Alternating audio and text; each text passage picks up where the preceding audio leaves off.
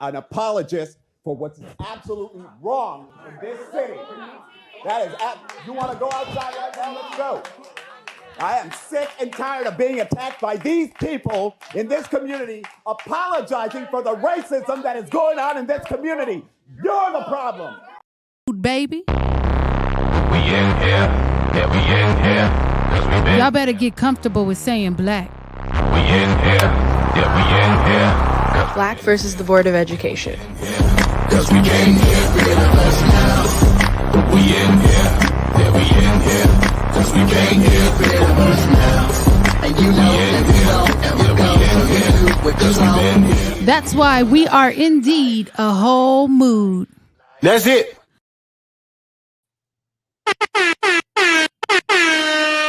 See, I thought I was going to have to give out some instructions, but Tevin hit it right on time. Welcome to another Monday right here on Black versus the Board of Education. My name is Miss Laureen, and I am, of course, the captain of this ship. And as always, we like to go around the room, and let you know who's in the building. This episode is called We Gotta Unpack That, and we have a special guest with us, and we will get to him real quickly. But before we do that, let's go around the room, let them know who's here, and then we'll bring on our guests and we'll get the conversation started. So come on, Jalen. Hello. Say hey. My name is Jalen. I am an honorary Louisianian. Once again, Here we go. You know, Right. I just want to say shout out to all my grads. Come on, Everybody class of 2023. graduating. Shout out to everybody. Yeah. And Anaya is not here because she You know? had her graduation earlier Yeah, today. So she shout out to did. Shout Anaya. out to her. Shout out my grads. We love it. Hey, Adrian, what's up? How's it going? My name's Adrian. I'm a college student out here in Sacramento. You know where I rightfully belong.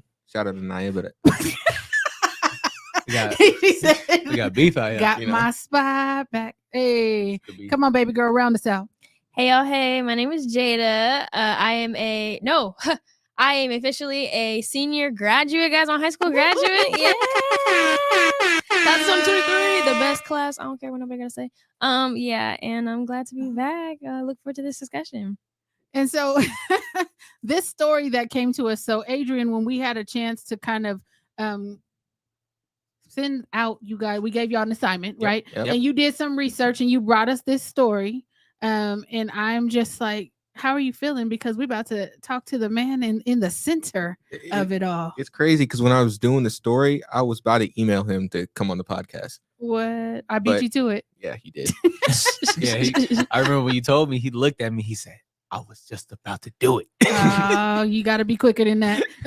Hey, he's here though. As long as he's here. You So know? we are glad. And hey, Cortez, I see you in the chat. Hey, Miss Tawana, welcome to the discussion today. But can we bring up our special guest, because I think that everybody gotta get a gander at this fella, because that opening video. I mean, I'm ready to come and sit in your city council meetings myself. So can you go ahead and introduce yourself for the folks that may be watching and or listening, so we can get the conversation started? Yes, well, I'm Mayor Thorpe, proud mayor of the city of Antioch, one of the oldest cities in California, and so I'm the 41st mayor, and I am the second African American to ever be the mayor, the Black mayor of the city of Antioch. So you said it's the most diverse city, and you don't only the second one. In the last 30 years, Antioch has changed. Back in the 1990s, we were exclusively white. Now we are the second most diverse, racially diverse city in the San Francisco Bay Area. Oh, wow. Well, welcome to the show. We thank you for even accepting my invitation, because, sometimes when things are going on around us and somebody reach out, say, hey, you want to come talk about it? You don't know what their motives are, but I assure you our motives are super genuine. And we wanted to just kind of get into what it is that we're seeing. So apparently there was an investigation done, and the police department has some issues. 45 of them were caught up in a text messaging scandal that was racist, and it said homophobic in nature. And as a mayor, the second Black mayor, as a mayor leading this city, what were your initial thoughts when this report dropped? I do want to clarify one thing. I think that there are elected officials who will say I am an elected official who happens to be black. I just want to be very clear that I am a black mayor. Come on now. There is no happens to be this and that. I'm judged by the color of my skin. This is how it works in America, and so I'm a black mayor. I'm not an elected official who happens to be black. Come on, talk to him. And Yeah, I so, like that. So our first black mayor would say that he will say that he was an elected official who happened to be black. I am a black mayor. The investigation that you're referring to is an ongoing investigation by the FBI, one of the highest law enforcement agencies in our country, out of the Department of Justice.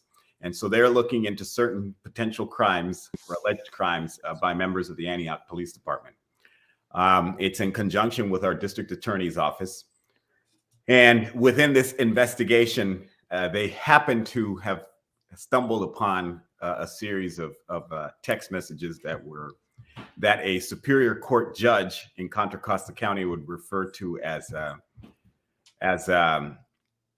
that displayed racial animus. And so for those who may not understand what racial animus is, that's the very nice, polite, educated way of saying racism. And so this judge said that not only is this wrong, but she made a historic step. This never happens. I just want to be very, very clear. This never happens, where a Superior Court judge says, not only am I going to release the text messages that we've discovered here that contain racial animus, but also I'm going to release the names of all of the officers involved in these races. Oh, wow. This never happens. This is historic. And so that's where we're at. That's how all this came to light. And so when I first heard about these text messages, I thought maybe they'll release versions of the text messages redacted. She didn't redact anything, and she released names. And so to my surprise, we got a full load of transparency. Oh my goodness. Yeah, Wow. that's new. Wow. So did y'all know that part of it? Absolutely. No? I knew they released names. Okay. I didn't know that. Wow. Yeah, but it was only like 10 of them, right? Not all of them. Did they release all the names? They released, I believe, all 16 names. Oh, 16. Oh, okay. 16. And then this number that you use is that 45 number. That's a number that the public defender has put out. Okay. So she has information that she's not allowed to disclose. So when she says 40, I don't know what she's talking about. But I know that that the names that we released are people who actually engaged in the text messages. It doesn't necessarily include individuals who received the text messages but maybe didn't say anything. So that could include supervisors. It could include rank and file members of the police department. So it's important to note that this isn't even what I would call prime time yet, because we're not even at what the FBI is looking at, which is actual crimes. This is something else related to a larger issue with the police department. Wow. Adrian said he had a question. So what you got? yeah, I actually have a few questions, but my first one would be, after such a big incident sheds to light and messages are released, how are the police and the city officials expected to gain trust back in its residents in Antioch? Or do you think that'll never happen? So I think, that's a toughie that's a tough question in depending on who you are. I know I'm doing what I'm supposed to do, which is I've called for all these officers to be fired immediately. I don't think we need to keep them here. I think it's the FBI has done the bulk of the work, so I don't know what we're waiting on. In terms of the police department itself, I think, people have to be outraged, people have to be upset, and they got to go through that process, because that's part of the process of being hurt. I mean, that's just what happens. And so then we have to go through a healing process, and then the police department has to reconcile with the department, and how that looks like, I don't know yet, but that's what's going to have to happen. In terms of trust, I think historically here in this city, we've always seen people who are pro law enforcement, but it's not pro law enforcement like normal people pro law enforcement, meaning that, you know, we need a police department and we need them to do their job. It's more of this very strange to me adoration of the police department, almost like your local high school football team. And I just don't think that's healthy. I don't think I don't think any department of a city should be larger than the city itself. Or it reminds me of the Penn State scandal, where the football program got larger than Penn State,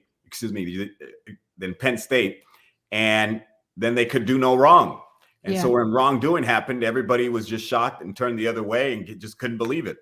And so I just think it's not healthy. And so it'll be interesting how we all figure out how we reconcile with our police department.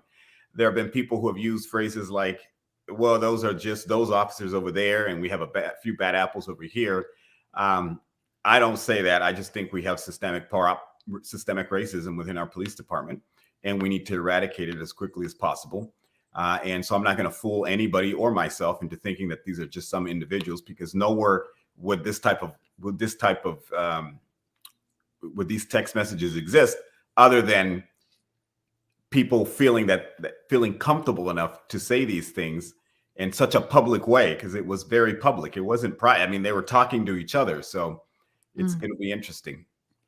And so when you said that, you know, you've called for these officers to be fired, whose call is that to make? Like, if that'll be the chief of police, that's his responsibility. Who's his boss? The city manager is his boss, and, you know, the city council and myself, we hire and fire only the city attorney and the city manager.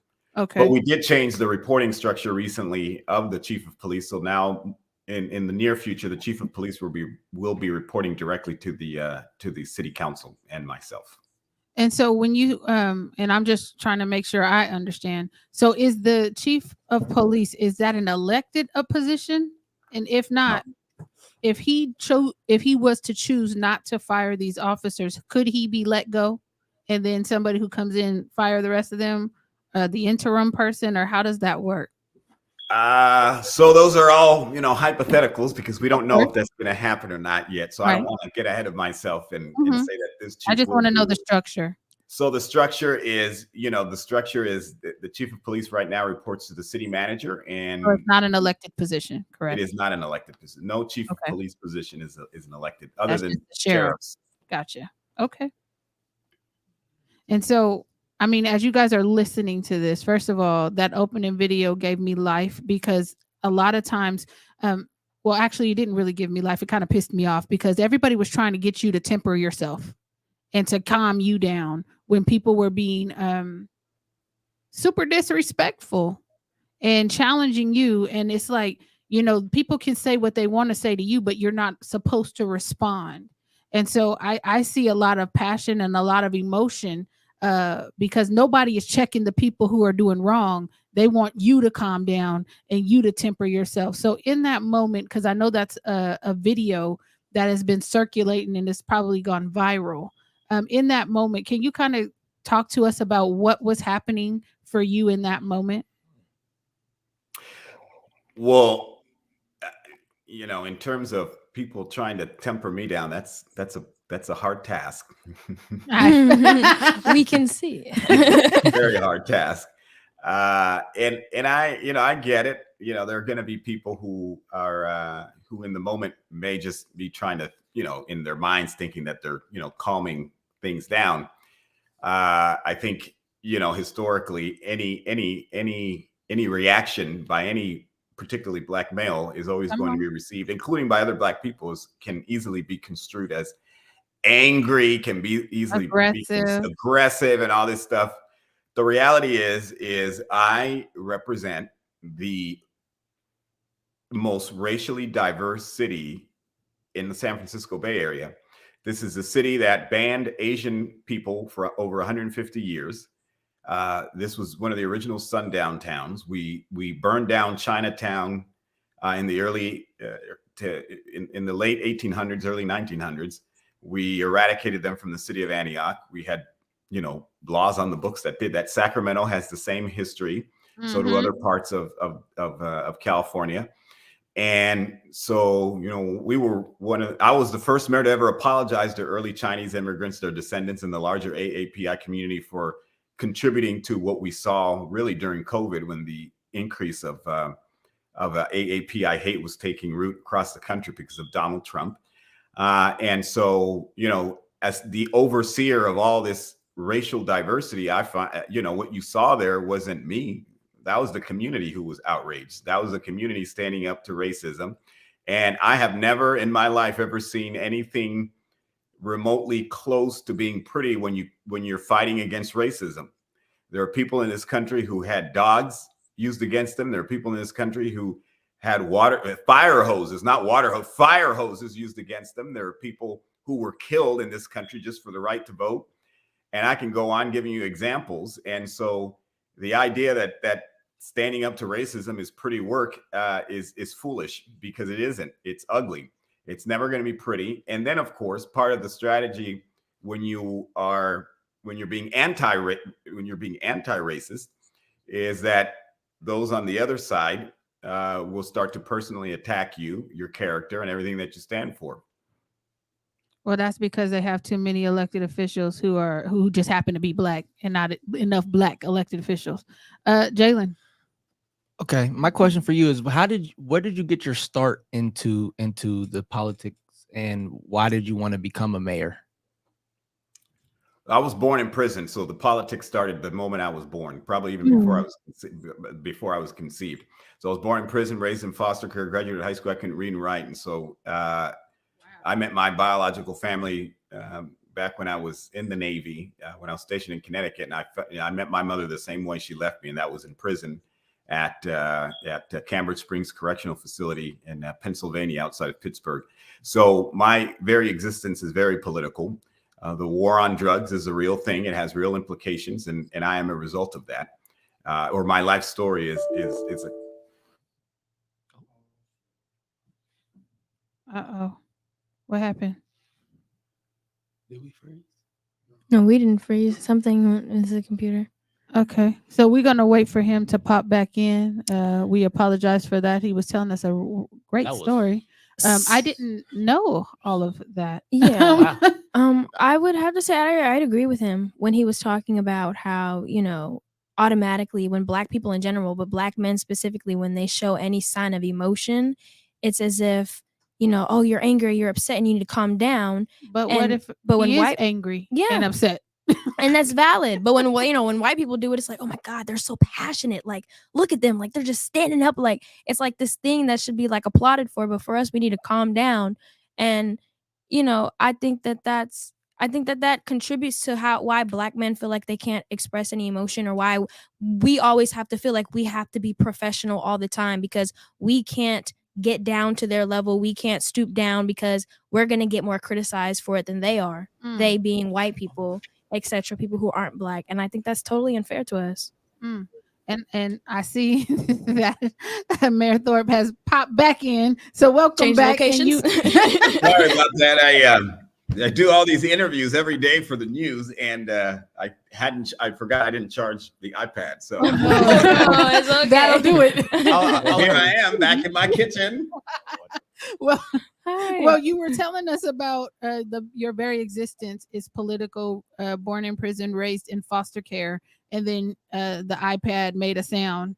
And so do you want to pick up where you left off? Yes. So yeah, I was just gonna. That was so. I didn't choose politics. That's just the way life is, and so, in life you get choices as to what you want to do and how you're gonna change things. My degrees are in women's studies with a specific focus on Black women's incarceration. So for me, I had to kind of understand all this and puzzle this together as to why I had to meet my mom the way she left me, and that was in a prison. And so in every political engagement that I've participated in, it has centered around that. Wow. Jada, do you have a question that you'd like to ask? I don't have any questions that come to mind right now, but please do come back to me. Okay. Adrian? Yeah.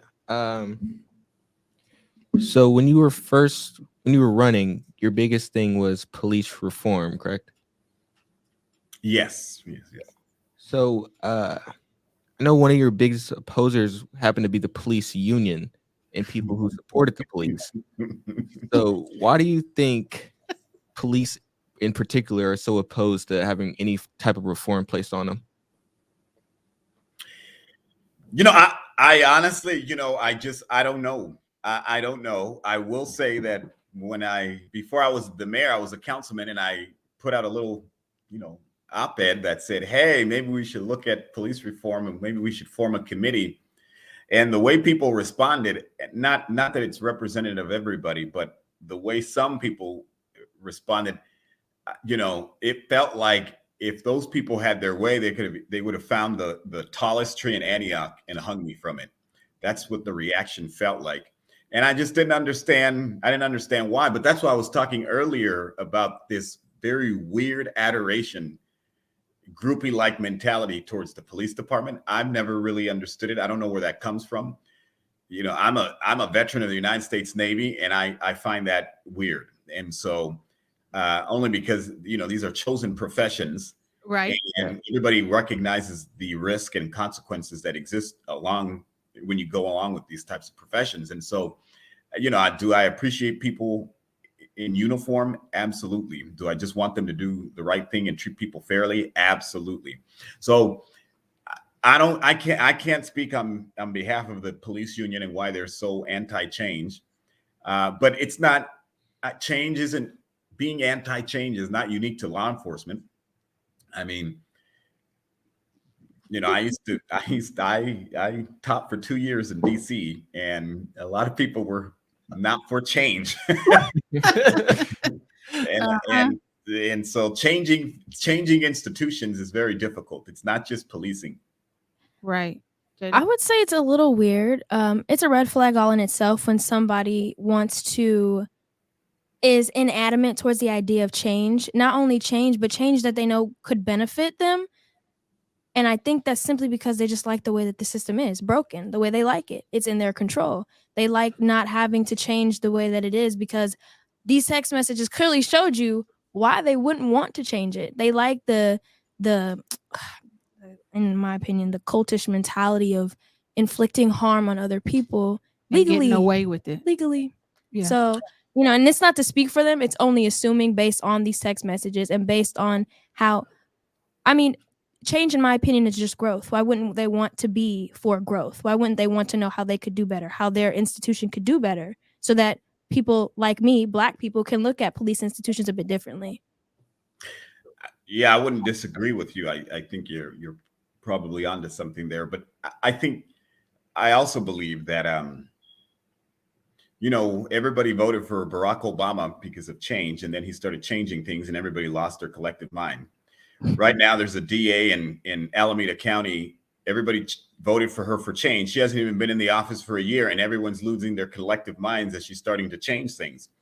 And so I think there's something peculiar about when people genuinely, I believe, are like frustrated with government and they don't think it moves as quickly as they want it to move. I think people get frustrated with when we as political figures say things that are like, well, the process and things take time and things require money. And so people get tired of that.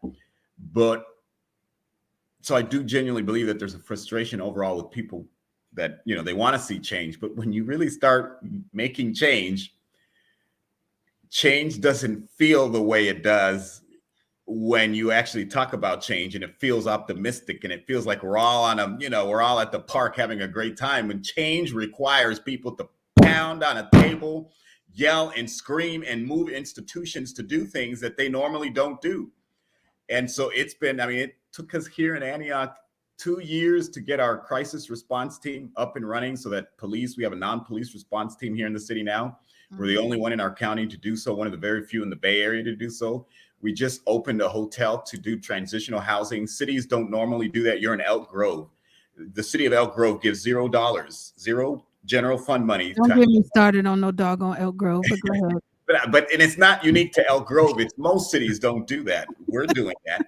But all that took 3 years because the institution was so resistant to doing these things because they're not used to doing these things. And to your point, everybody's just comfortable with the way things are, including those who don't mind, using their authority to take advantage of other people who are vulnerable in our community. Facts. Jalen. So my question to you, follow-up question for Adrian, what does police reform look like to you? Well, today it looks a little different than when it did a few months ago, because I think police reform for me looked like, a few years, in 2020, police reform probably looked like to me, making tweaks here and there and trying to make people feel comfortable, and everybody should have a relationship with their police department. To me, police reform now looks like we just need to eradicate racism from our institution. And if it means building, if it means building a new department, then that's what we have to do. So it can take many different forms, but I think I'm pretty set on the idea that we almost, I'm not saying entirely, but we almost have to start from scratch. And interestingly enough, if we are able to remove some of these officers from our police department, we will almost be starting from scratch, because we literally have all the elements that everybody was talking about in 2020. We have a non-police crisis response team in this city. We have that. We are housing individuals who are on our streets, and we're no longer sending the police to go harass homeless people. And we did build a new Department of Public Safety and Community Resources to expand the definition of public safety in our community, not to just mean that law enforcement response. And so we're doing some of the gang intervention programs. We're housing a lot of these new services that we're offering out of this new department. So police reform is happening right before our eyes, even as all of this stuff just happened. So we've been committed to that. And not once have I ever uttered the phrase defund the police. We're just prioritizing what I believe the community wants us to prioritize.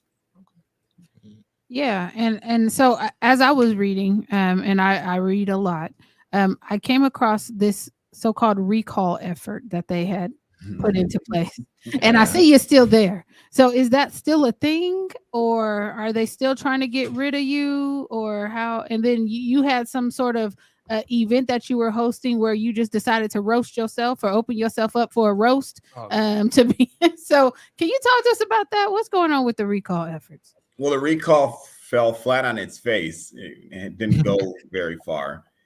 They couldn't collect. Not only could they not collect close to nearly how many signatures they needed, they couldn't even get past 2,000 signatures. So it was all, and all in the name of the police department. This recall effort started all in the name of the police department. The previous chief had gone to Idaho, and there were rumblings going around that he was saying that he's leaving because of me and that he couldn't work with me, and that's all fine. Now we're very clear as to why he left. But that's why the recall started, because people were just upset about the reforms, and they're upset about, their beloved police department being under the leadership of me. And so, but it didn't, all it amounted to was the same old character assassination that they've been trying to do on me for a long time, which is they take limited facts and then try to paint me as the classic deadbeat dad. I'll go as far as saying a rapist. I'll go as far as saying a defund the police person. I'm none of those things, and I've never really uttered the phrase defund the police. So it's been interesting to watch them, but it's the same. I mean, they do this across the country. It's a formula for sure. Adrian. So during your time as mayor, there's been a lot of stuff that's come up. I know just last year you said that you've been punched. You've been receiving death threats lately. So I just want to know, how are you able to stay motivated as a mayor and do what you want to do, knowing there's people who want to harm you for what you're doing? Yeah, and they set my fence on fire over here on the side of my house, and so it's been interesting to watch all that. I need you to move. Jada wants you to move. I thought you were talking to me. You need me to Yeah, move? yeah. Jada Yeah, said she yeah. wants you to move. She needs you safe. Oh, She yeah. wants you to Oh, move. you need me to literally move. Yeah. Oh, he's like, on the camera? Yeah, okay. Pack them He said, in your "Am I- truck I said, and am I not- drive. do I need to do all this? He said, I got So no, it's been absolutely crazy. So yeah, those things have happened, but I think the reality is they can do whatever the hell they want to do. It's not going to stop me from doing what I feel like I was placed in this role to do. But I also have to be cognizant of the fact that at the end of the day, I still have to come home to a 13-year-old daughter, and that's clearly very important. That's my priority. But I also recognize that I come from, my parents who raised me immigrated here to this country. So they came here, and so, for them, their lives have always been a struggle and a fight. And so, I mean, you can try to do harm on me. I'm not, do I get concerned? Yes. But at the end of the day, you still got to keep going because there's a lot of work to do. And all of that taken together. Listen, like I said earlier, there are people who had dogs used against them. There are women who were humiliated and made to look and dehumanized when they couldn't get in front. They couldn't get in from the front of the bus and were made to look like fools running to the back of the bus, and then the bus driver would take off. There were, I can go on, and we still here sit I feel like I come from a place of where yeah, I can stand up to that man at that council meeting and say, what I said, and still be alive to talk about it.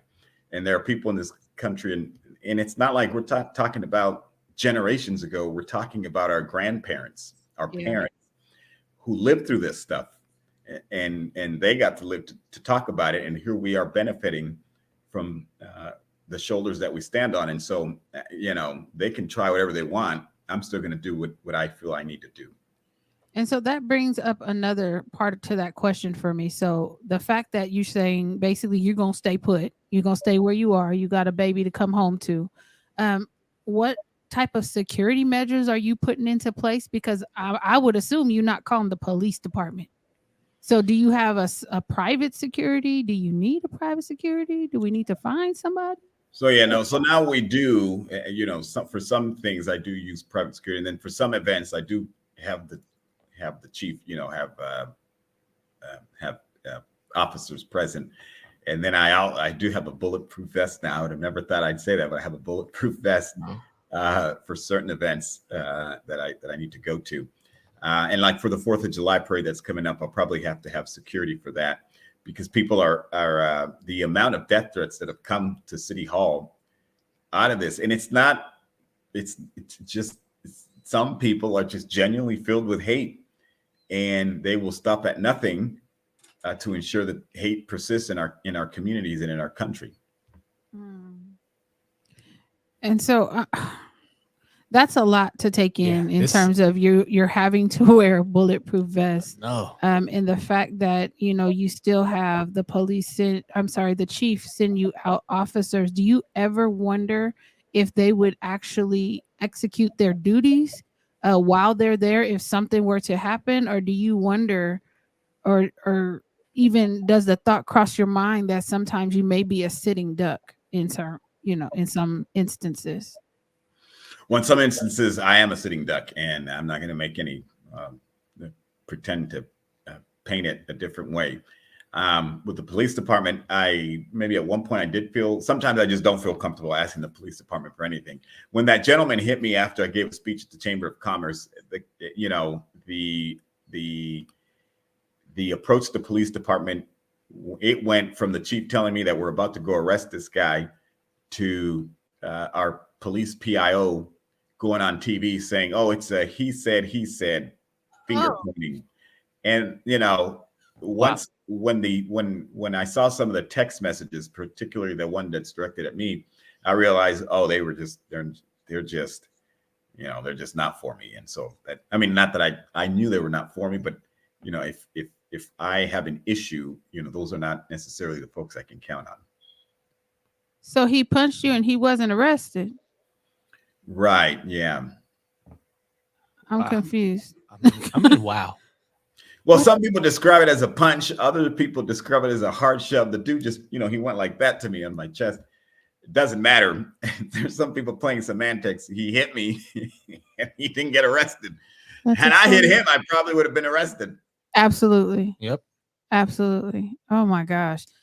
So how is your mental health? Yeah, that was Like how are you taking care of you, knowing all of this stuff? And I saw the interview you did with Al Sharpton. He garners his own types of attention, right? So how are you dealing with your mental health and making sure you're okay? Oh, I'm fine.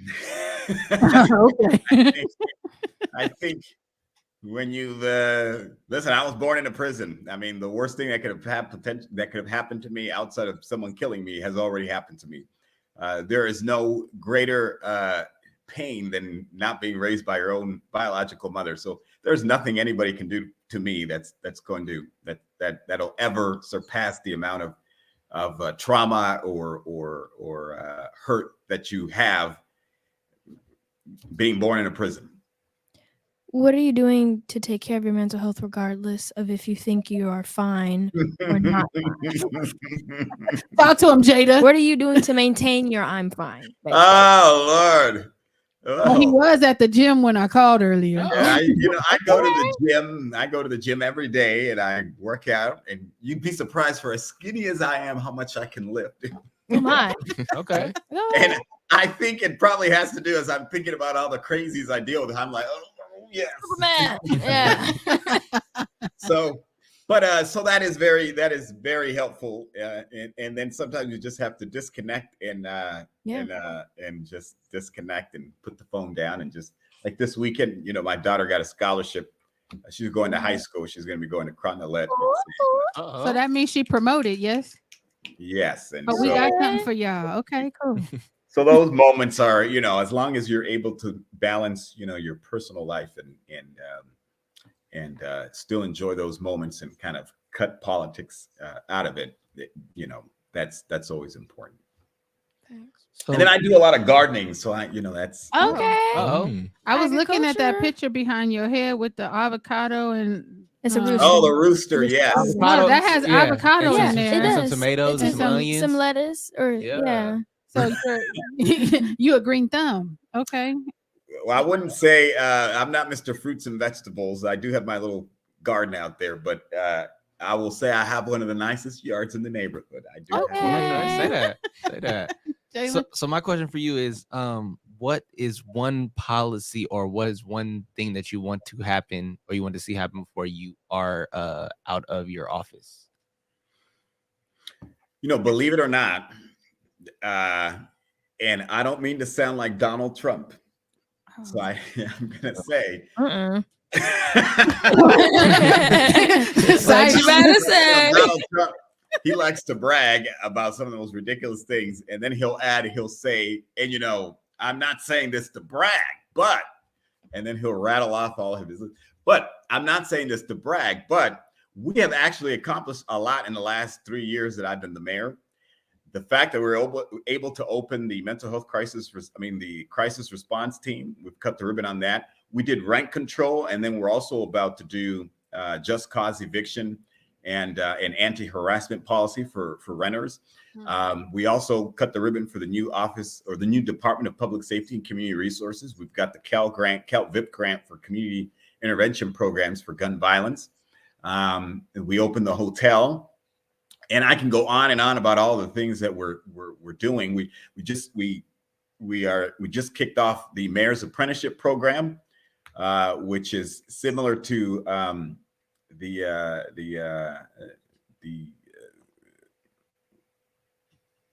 anyway. There's a similar program in Sacramento that Mayor Steinberg had started a few years ago. It's kind of modeled after that. So we've done quite a bit of work in terms of what I feel are accomplishments. The irony, of course, being is that none of those things were the things that I ran on myself. I just feel like you get into these positions and then everything else starts to shape what direction you go in. And so I think we've done good in terms of doing things that I feel like the community wanted us to do. And so have you received any support from other mayors or any other elected officials based on the situation there in Antioch? Has anybody that is elected come to support you?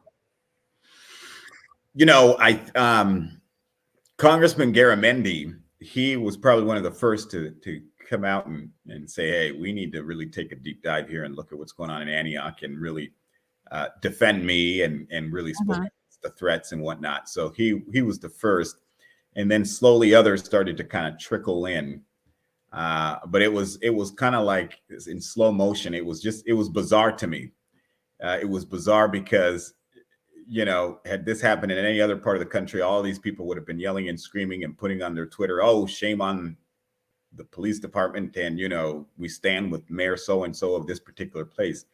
But here it just seemed very slow motion like. But most people have come out and supported my efforts, and then of course called on the federal government to come in and do oversight of the police department. And I was specifically talking about any of the Black elected officials that are currently in office. Has anybody reached out to you to offer support? Well, in terms of Black Lori Wilson from Shout out to Lori That's my Wilson. dog. man. That's a dog. We love her. My Okay. dog. Yes, so Lori Wilson, yes, and she was a little late, but not by choice. She had I believe she had a procedure done, and so eventually we ended up talking. But in terms of other Black elected officials, I'm not sure I can point to any at this point. Huh. Oh, the mayor of Pittsburgh, Chanel. Okay, Chanel. I haven't met that particular mayor, but so we haven't heard from, say, London Breed, or we haven't heard from former Mayor Mike Tubbs. We haven't heard from the current mayor of Stockton. So I know that there's a Black mayor's little group that they have, and so none of those jokers reached out to you. Well, no, I think London Breed did when and we meet, so we have a working relationship. But on this one, I'm not sure I did hear from London Breed. I did hear when the dude hit me, she did reach out, but that was about it. So no, I haven't heard from anybody.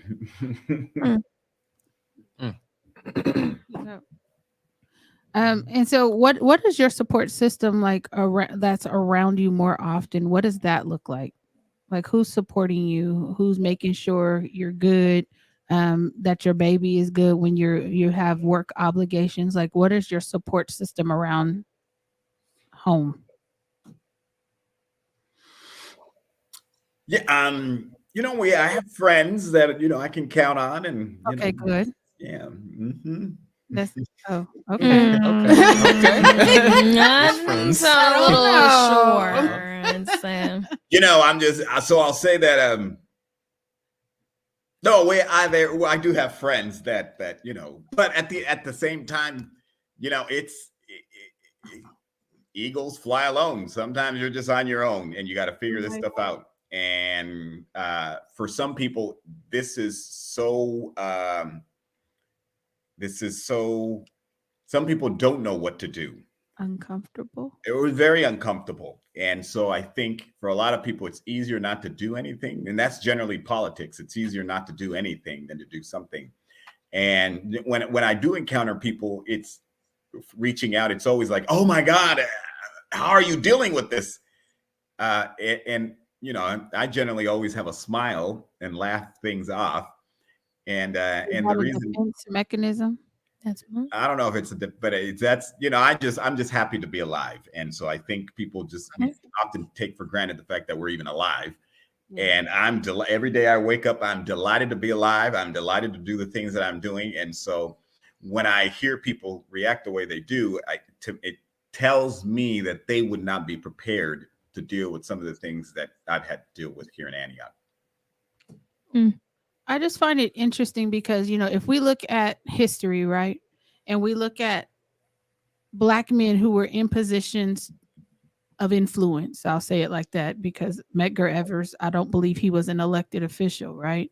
But you see the same type of tactics being used over and over again, whether that's a Molotov cocktail being thrown in the house, whether that's a cross burning in the front yard. You talking about your damn fence was set on fire. You have the same type of um, tactics being used, but there's not been a lot of accountability for those folks who are perpetuating these types of things. And so I'm looking in the chat, right? Because I'm not going to stay on there too long, but I'm looking in the chat and it says, what's next for you? What's next? Well, I'm not running You for trying to be governor.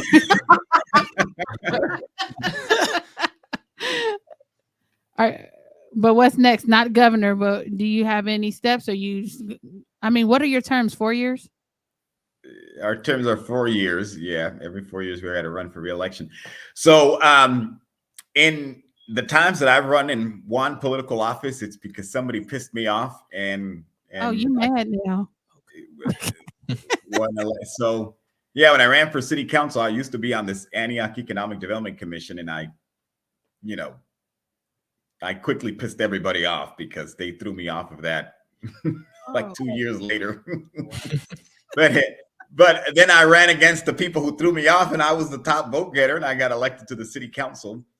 And then the previous mayor, he just made a series of missteps that were silly, because you had all of the public support on your side, particularly since it was 2020. Mm-hmm. George Floyd happened. The nation was in revolt. The world was in revolt around police injustices, and he couldn't even bring himself to do basic things like speak for police reform and whatnot. And so I was just like, dude, you're out of touch and you got to go. And so that personally made me upset, because I'm like, I'm a Black man and I'm part of the impacted community, and you can't even do that. Yeah. And so he had to go. And I'm fine doing the job that I'm doing right now. It's a lot of work. It's not a lot of pay, but it is a lot of work and a lot of fulfilling work. And so I'm enjoying being the mayor of Antioch. Okay. So you gonna go for another term because people are pissing you off, or they might piss you off to the point you want to run for governor? Which is it? I don't know. I think, right now I'm right here there is so much to do right at this very moment. I don't know how there would be no way for me to think about running for anything else, because look at what we're in the middle of. And so somebody has to make sure that none of this is swept under the rug. And that's one of the things I've made clear to the chief of police, is that we're not brushing this under the rug. We have to focus on making sure we bring this to light and hold those accountable who need to be held accountable. Adrian. Yeah. So I know we kind of talked about future, but I wanted to bring it back to the past for a bit. I just wanted to ask about your time in the Navy, because I read in the article that was where you learned to read and write. So I wanted to just hear your experience on that, and how's that shaped you to who you are now? Well, I absolutely, for as militant as that may sound, I'm not. I absolutely love America, and when I say that, I love this country. And I've gotten to go overseas, and I've gotten to see. It doesn't mean that I think we're the perfect nation. I don't believe. I think everybody, wherever you live is where you live. Mm-hmm. But I absolutely love our country. And when I was overseas, I was embarrassed when I was in East Timor, and I was there to do a project. We were there to help rebuild the school. And this is when East Timor had gained its independence from Indonesia. And there's still guerrilla fighting going on. And so I shouldn't call it guerrilla fighting. There was still, I forget what the term is. Anyway, there was still fighting going on between Indonesia and separatists and all these different groups. And so we had gone to a school that had the roof blown off, and part of the building was blown away. And so we were there every single day to help rebuild the school and whatnot. And what was interesting is that every single day at like 7 a.m., all of these little kids from these different villages would show up to the school ready to learn. ready to learn to read and write, do arithmetic, whatever, every single day. And I thought it was so hypocritical of me to be representing the United States of America in this uniform. It was hypocritical of me to have gone through public schooling and graduating high school not knowing how to read and write. And here I was in this country that was in the middle of chaos. And these kids, whether there were bullets flying or bombs exploding, were showing up to school ready to learn. And so, that's kind of where I made the conscious decision that I have to teach myself how to read and write. People didn't know. And I went out of my way to do things to make sure people didn't understand that I couldn't read and write. And it went as far as like belittling other people to make me look smarter than they were. And so there's parts of it that I'm not very proud of, but it's the truth. And that's what happened. But eventually there were these programs that they had at the Navy College. It's not a real college or university, but they have like basic skills programs that you could do online. And so I would literally go on there and, pass the little exams and get my little certificate with the little frog on it. And and it was very basic things like how to, basic sentence structure and things like where to put a comma. And so that's how I would sneak away, and I would tell my friends that I was like studying to take the SAT. I even had an SAT book. I had an SAT book because I was like, yeah, I'm going to go to college one day. I wasn't going to no college. I was just going to this Navy college to figure out how to read and write. You like that. So seeing the kids was your motivation to learn to read and write? Is that what you just said? It wasn't just seeing the kids. It was reflecting on the fact that I represented America, and there was just no way that I could not read and write. There's just there can't be any excuse for people not being able to read and write coming from our country, even though there are, and even though there are structural barriers, and I get all that, but there's just I felt like there was a lot of hypocrisy in that. I almost said something smart because half the people in Congress, I don't think they can read and write, but that's just my opinion. So when we're looking at the things that are coming across the news, what do you want people to take away when they see this story and they hear about you and your interactions with the public, or they try to, kind of describe you based on what they're seeing? What do you want people to know about you, and what do you want them to take away from any of the interactions that may be traveling in cyberspace? Well, who was I forget where I shared this, but I said, this isn't whatever it is you see and you take away is what you see and you take away. What I can tell you is that I was upset in that moment, and it wasn't upset by just me, myself, and I. It was the upsetting nature of what I represent, which is one of the most racially diverse cities in the Bay Area. And so people will come up with their own interpretation. I'm not here to explain away anything. What people want to think of me is whatever they want to think of me. It doesn't change who I am, because at the end of the day, I know who I am, and my actions will speak louder than other people's words. Yeah.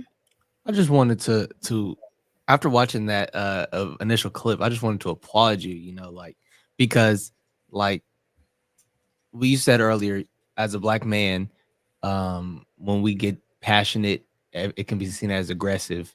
But I really wanted to applaud you. Just, you're seeing something that really affects you and affects your community, and you're really just trying to speak out and get change. And I know a lot of people hate that because we already talked about it. A lot of people don't like change, but I just want to applaud you for the change that you are making. Well, thank you. I will say this, that the setting, you really have to watch the whole meeting to understand that whole clip. The setting, there were people there who hate me, apologizing for what they saw, apologizing and acknowledging, Mayor, I want to apologize because now I understand why you're for police reform. Now I understand these different things, and I'm really just disgusted at what I'm seeing.